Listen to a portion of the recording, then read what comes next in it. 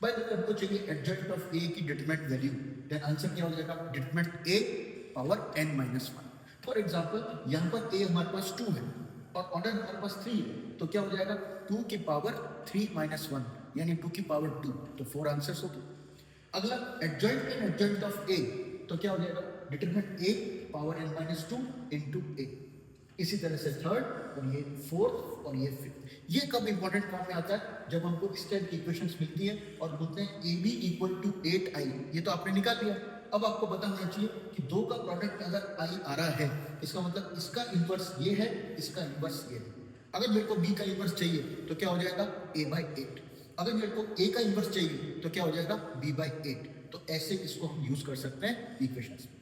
फिर आती है बात के ए।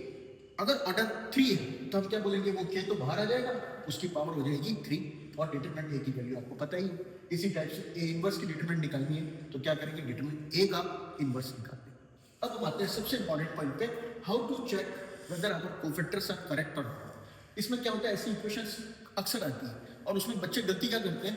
उनका एक ना एक कोफैक्टर गलत हो जाता है। अगर एक कोफैक्टर गलत हो गया तो पूरा आंसर गलत हो जाता है। तो उसको हम चेक कैसे करेंगे? हमने अगर कोफैक्टर्स निकाल लिए, डिटरमिनेंट ए की वैल्यू आपने निकाल ली -22। अब क्या करना है? फर्स्ट रो को फर्स्ट रो से मल्टीप्लाई करो, टोटल करो, -22 आया। सेकंड रो को सेकंड रो से मल्टीप्लाई करके ऐड करो, -22 आया।